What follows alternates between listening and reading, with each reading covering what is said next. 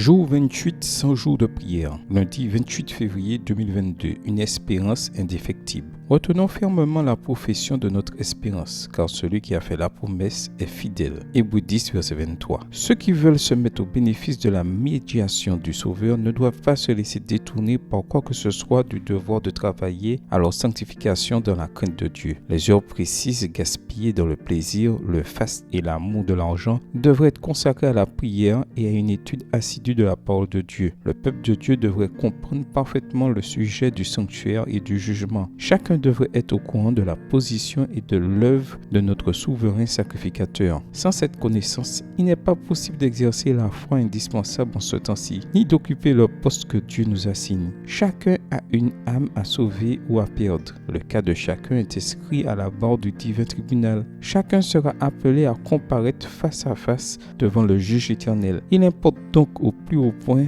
de penser souvent à cette scène du jugement où les livres sont ouverts et où, comme Daniel, chacun sera debout pour son héritage à la fin des jours. Ceux qui ont reçu la lumière doivent rendre témoignage des grandes vérités que Dieu leur a confiées. Le sanctuaire céleste est le centre même de l'œuvre de Dieu en faveur des hommes. Il intéresse tous les habitants de la terre. Il nous expose le plan de la rédemption, nous amène à la fin des temps et nous révèle l'issue triomphante du conflit entre la justice et le péché. Il est donc important que chacun l'étudie à fond et soit en état de rendre raison de l'espérance qui est en lui. Question venant du fond du cœur. Vous accrochez-vous à l'affirmation de l'espérance que vous avez en Christ? Partagez-vous les leçons que vous apprenez en méditant sur le Sauveur? Consacrez-vous du temps à l'étude de la parole de Dieu? Il est important pour nous de contempler la vie et l'œuvre de Jésus pour pouvoir le représenter et parler de notre rencontre avec lui.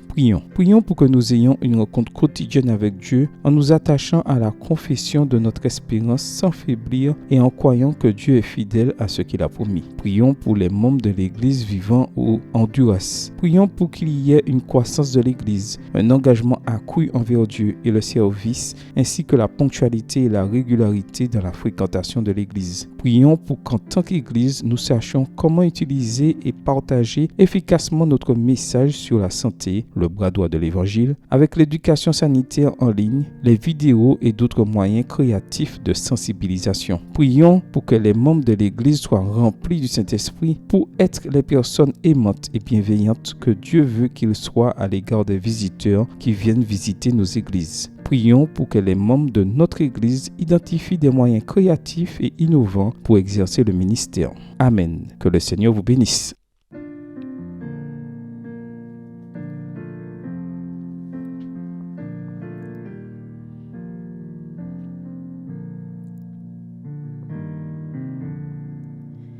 Toi la source de bénédiction, que mon cœur chante ta grâce.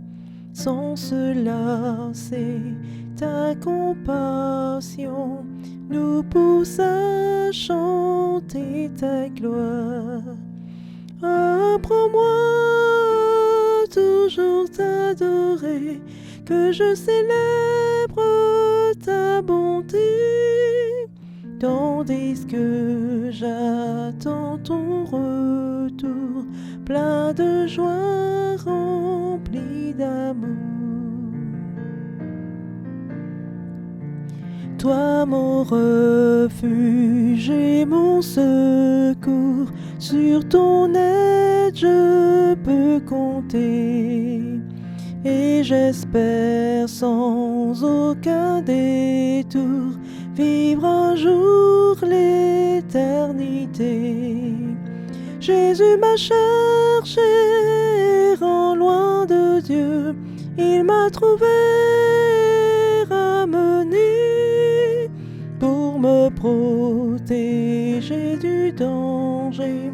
C'est son sang qui m'a sauvé. Oh, quelle grâce inestimable, je ne saurais la payer. Comme des liens inébranlables, qu'à toi je reste attaché. Plutôt que d'être tenté loin de toi, risquant de perdre ton prie, Seigneur, prends mon cœur, qu'il soit à toi pour toujours. Je t'en prie, Seigneur, prends mon cœur, qu'il soit à toi pour toujours.